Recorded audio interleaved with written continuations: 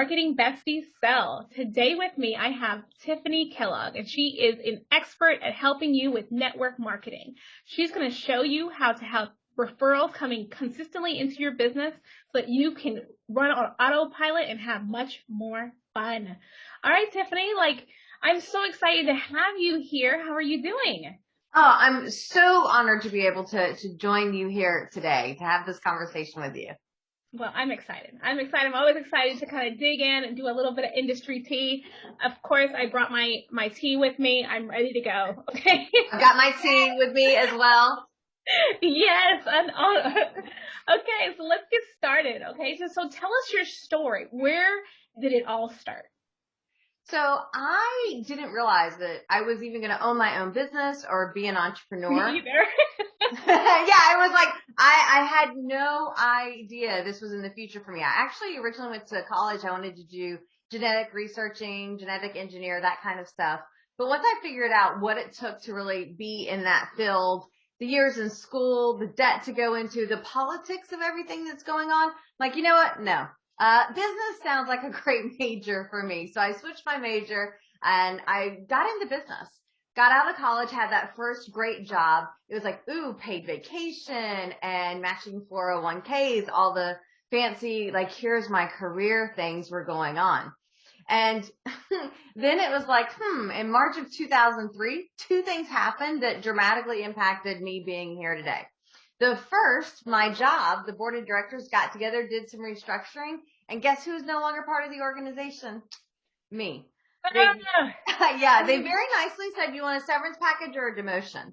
The other thing that happened that month was my mom, who had been battling breast cancer for the previous 17 months, she was given a terminal diagnosis and maybe a couple weeks left to live. And so I took the severance package, and it gave me the opportunity to spend each and every day with my mom. Yeah. And you know how they say sometimes people will hold on for that special time? She held on for 3.5 months, and we had the opportunity to celebrate her 47th birthday.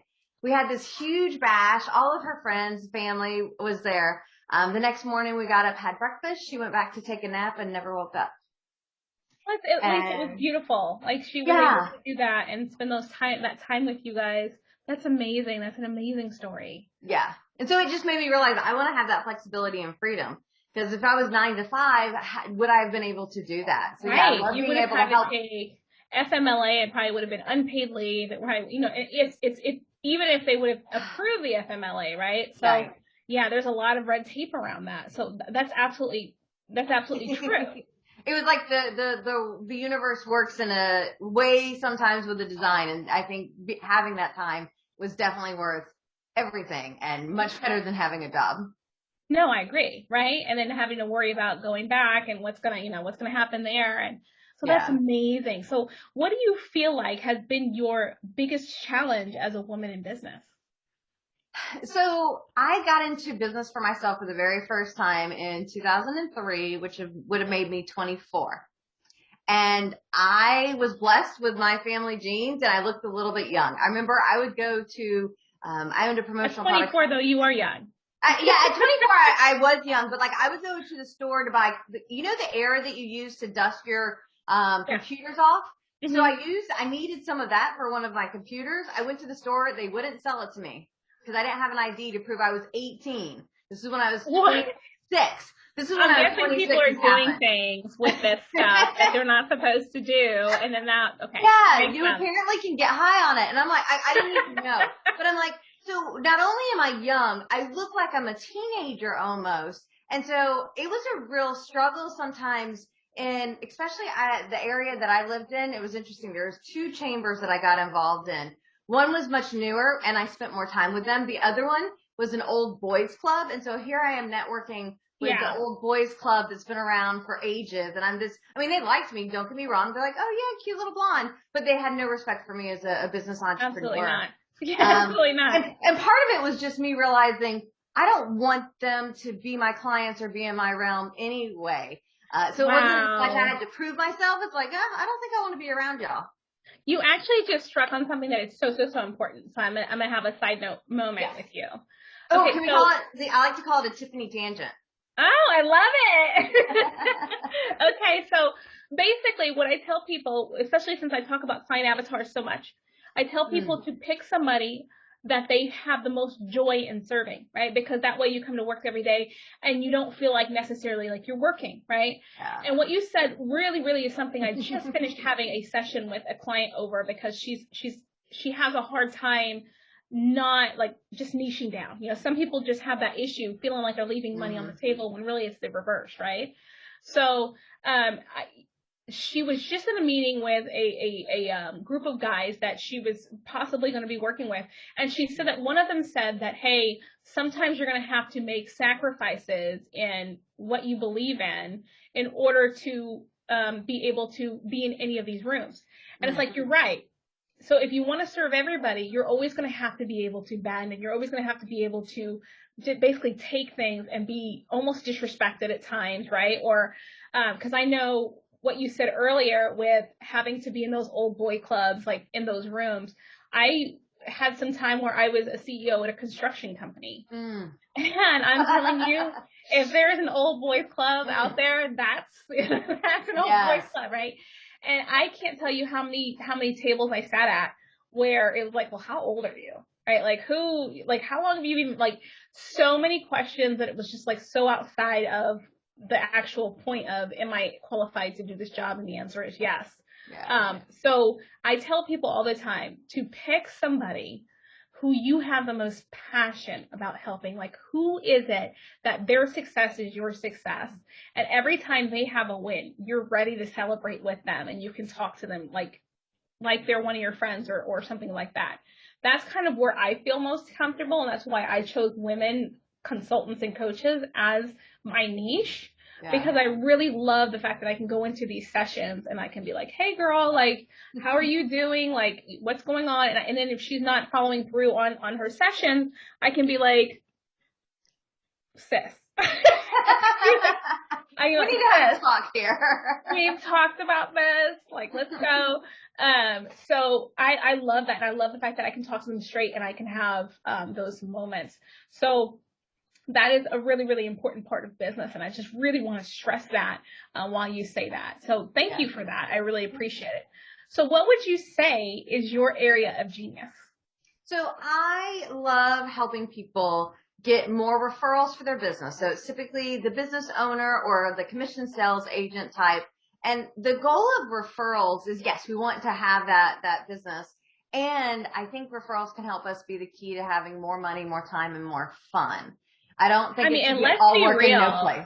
I mean, let's be real. When somebody refers somebody to me and they already are singing my praises, how much easier is it to close that sale? They already have somebody who they know, like, and trust. So I don't have to go through this entire sales process of know, like, and trust, because they know somebody who knows, that person has linked you. They link you like, oh, I know, like, and trust them. So you can too. Yes. So it's so much faster. Not only do they close faster, they typically will spend more money with you. They'll stay with you 3 to 4 times longer as a client than the other way. And then one of my favorite statistics is referred clients versus all the others are 2.5 times more likely to refer you. So to me, it's like this compounding exponential growth. Yes, it is, that they close easier and they give you more money and they stay longer. It's so awesome. We're going to have to talk about this. Okay, so we're going to dig in a little bit more on that. Okay, so when you say your area of genius is referral marketing, we understand that means getting referrals. So when it comes to your area of expertise, okay, how would you say that somebody would get started in implementing this? Like, what would be that first step? So I've actually got 5 steps, so this will be super easy, and I think you're going to love step number 1. Okay. So step number 1 is determine who's going to be your niche, who's going to be your target market.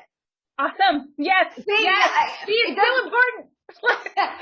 It doesn't matter what kind of business you have. It doesn't matter what kind of marketing you're going to do. Whether it's how do I design my website? What SEO words do I want to use?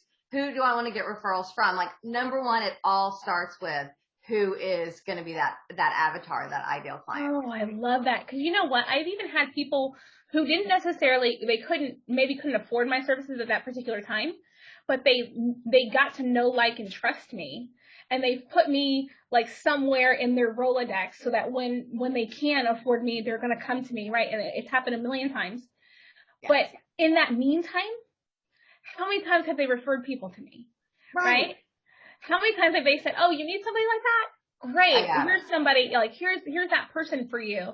And I've had people share my videos, my lives and stuff like that and say, hey, if you need this, never even met the person sometimes, but they follow me and they're liking my content and they're sharing my stuff saying, if you need somebody like this, do that. And they're doing that because I've niched down enough to where I connect with that person enough and they feel like they do know me. Right. So I love that. Thank you. I know. I'm like, you're totally going to like this answer. I love that answer. Let's put it, that needs to be a snippet. We're going to have to. So what's step number 2? So the second thing that you want to do is figure out what other professions are selling to your ideal client. We talk about the fact there's 8 different kinds of referral sources. And to me, the other 7, which include clients and friends and family, are good, but the best referral sources are what people refer to as contact sphere or sphere of influence, circle of influence. And those are going to be your non-competing industries with the exact same client. Right. So we take this niche and we figure out, okay, who else is selling to my people? And how do I begin to develop the relationship with them, which is step 3 and 4. Right. By developing the relationship, step 3 is educate, step 4 is motivate. Think of it as a coin. It could be either one, any order. You have to do them both together. Because we have to motivate people so they want to help us. And we have to educate them on here's what I do so that they give you those right kind of referrals. Right. You don't want them, like, if I do marketing automation, I don't want them sending me people for business plans. I'm like, I can't help these people.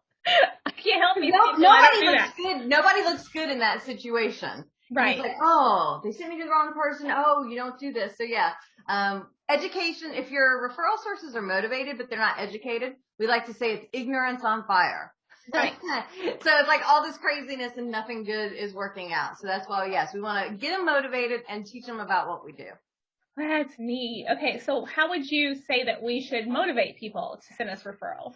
Okay. So, I actually have a tool. It's like, here's 40 ways to motivate your referral sources. Like, that's how important it is to me, because this is how the main way that I grow my business. And so some of my favorites are definitely, hey, I can pass you referrals. That's usually motivating, that reciprocal referral generation for each other. I also like to motivate my people, and I love it when people book me speaking engagements or doing lives and interviews, podcasts. I think those are always amazing. I mean, yeah. I mean, if you can get any type of referral, really, you're right. It really works. Yeah. And then I've had it to where somehow I ended up, I ended up teaching courses at the University of Houston because they needed somebody for automation. And somehow I teach courses at the University of Houston because they thought of me when the need rose. So just things like that. It's just always helpful. And then I get plenty of clients from teaching those courses. So that's neat too. So awesome. Okay. So here, so if you could go back in time and tell your younger self something, okay? Yes. I know you look real young, but your real younger self, like when you were like, before you came of age, like if you could go back and tell your younger self anything, what time frame would you go back to? And what would you say? You know, this is a really hard thing to answer because I'm going to go 2 ways with it because I don't want to not respect your question and not answer it. But part of me is like, if I went back and did anything and had any conversation with me, would I be who I am today? The butterfly effect. That butterfly effect, yeah. And you know, there's the part of me that I love my life. I have a husband that is absolutely phenomenal. I have a business that, just gets me up to go every day. My health coach has finally got me into habitual meditation. I'm like 50 days in. So I'm like, woohoo, yeah, like in a row. I'm like, I might actually be a meditator. So there's a part of me that's like, what if I go back, what am I going to change? What one little thing could have made a huge difference?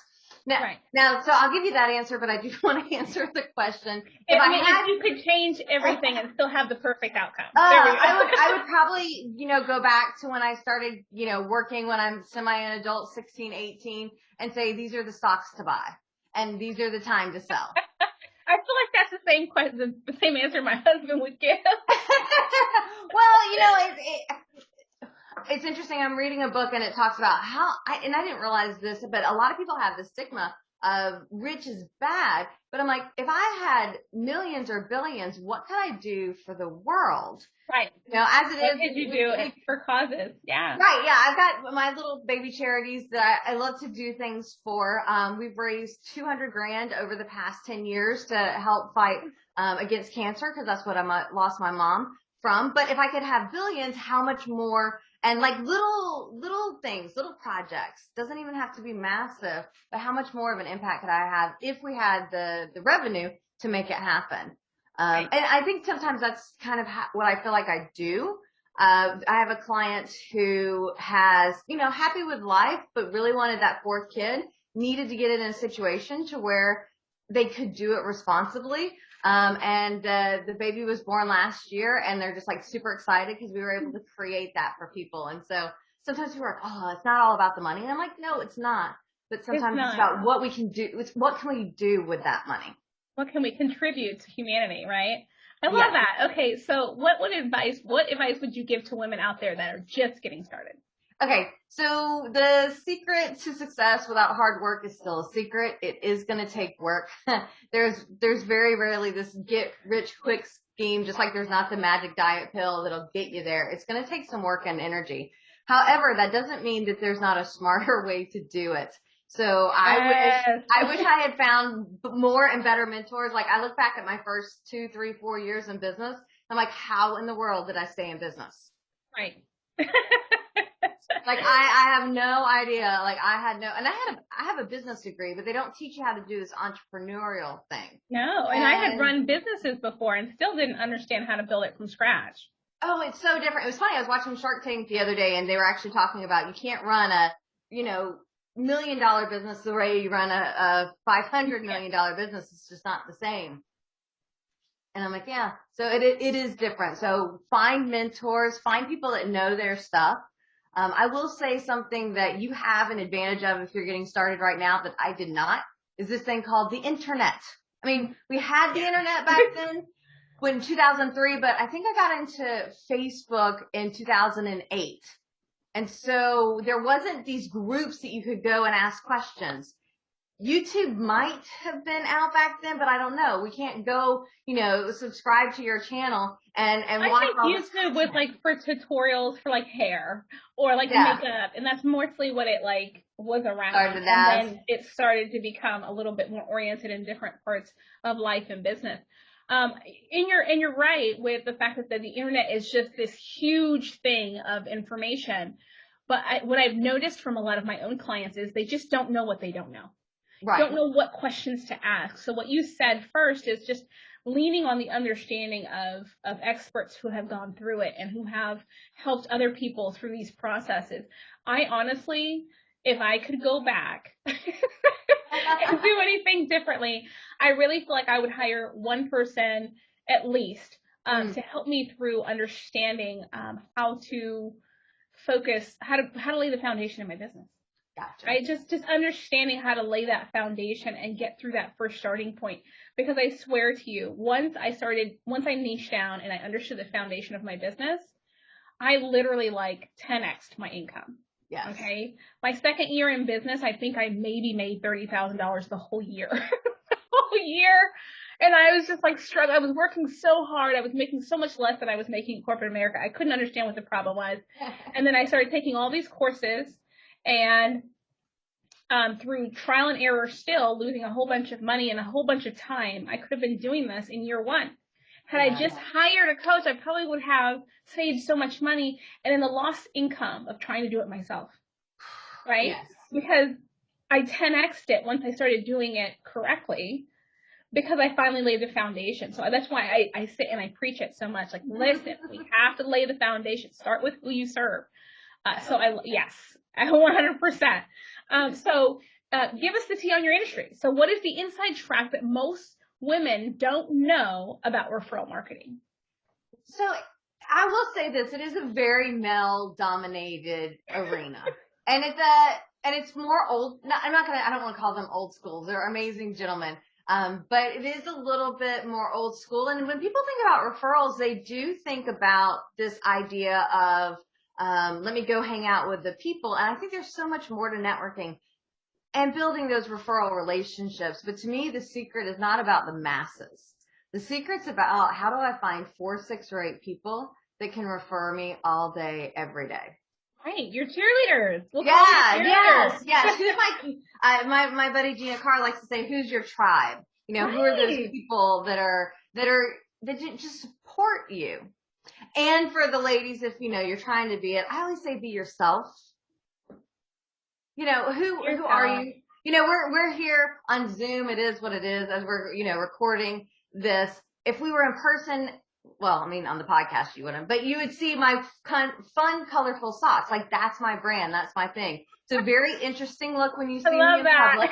I've got on my dress or my capris, my jacket, and socks and Converse. Right. And I love that. Just being authentic to yourself. But being authentic to yourself also means like circling back around to like really serving who it is that you can be yourself around. Yes. Right? Because who wants to sit and like, and if yourself is like a corporate America and like you love that like very formal setting, then, go ahead. That should be you. But me, that's not me, right? And I was in there for so long. I used to have to straighten my hair, and I used to have to like wear suits, and I used to have to try to keep up with everything, and swallow so many comments I felt like were so inappropriate, and all kinds of stuff. And that's why I'm like, that's just not where I want to be. Like, I want to be where I feel comfortable, and I can be authentic to myself. So that's another reason why it's just so important to lay the groundwork, right? Yeah. So I do want to kind of add the asterisk to the authentic, because I think sometimes people take that as permission to be crazy. And so my kind of thing is, my grandmother, before she passed away, she like Facebook stalked me. I mean, she'd be like, why don't your brother and sister post as much as you do? I'm like, look, nobody I post a lot. But I'm like, I just like to share. That's me. I'm like, they don't, sorry. But I always lived my, I try to live my life with the filter of my grandmother's watching is what I'm doing appropriate.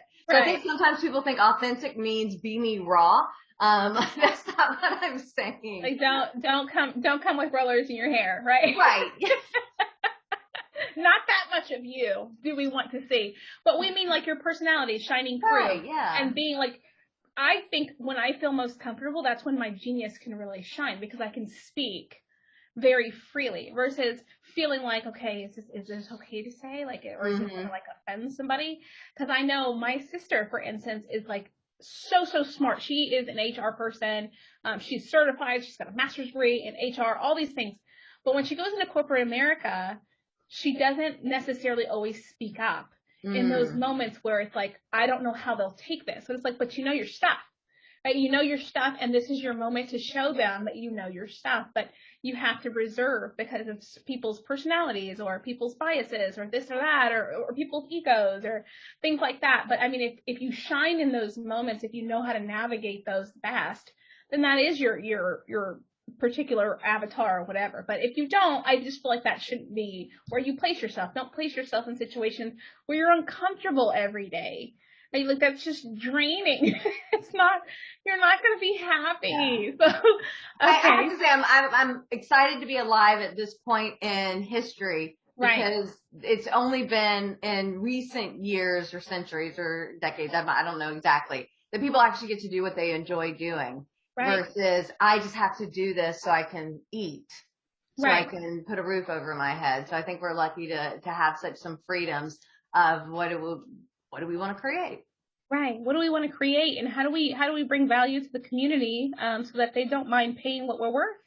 Right. And that's the entire journey that everybody has to go through in their business. So it's steps we cannot skip.